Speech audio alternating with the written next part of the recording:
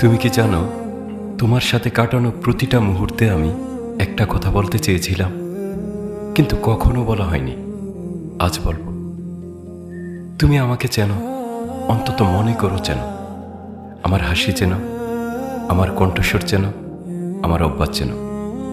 কিন্তু একটা জিনিস তুমি কখনো চেনোনি, আমার ভেতরের মানুষটাকে। যে মানুষটা প্রতিদিন রাতে একা বসে থাকে, যে মানুষটা তোমার কথা ভাবতে ভাবতে চোখ বন্ধ করে, যে মানুষটা তোমাকে কত কিছু বলতে চায় কিন্তু সকাল হলেই সব গিলে ফেলে। সেই মানুষটাকে তুমি কখনো দেখোনি, কারণ আমি দেখাইনি।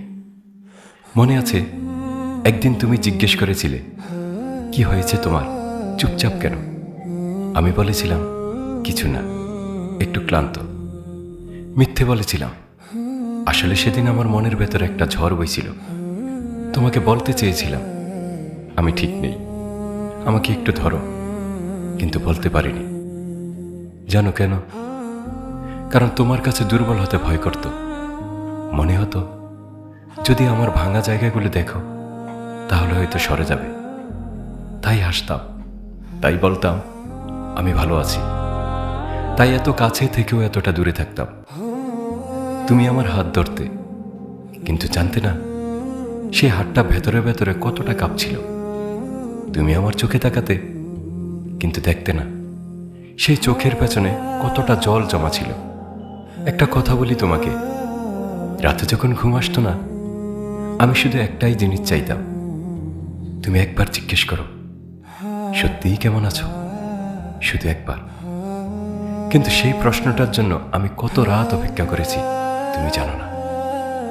আমার খুব ইচ্ছে ছিল একদিন তোমার কাঁধে মাথা রেখে কাঁদব, কোনো কারণ ছাড়া নয়, শুধু এতদিনে না বলা কথাগুলো একটু বের করে দেব বলে। কিন্তু সেই সুযোগটা আর হলো না। তুমি হয়তো ভেবেছিলে আমি চুপ থাকি, কারণ সব ঠিক আছে।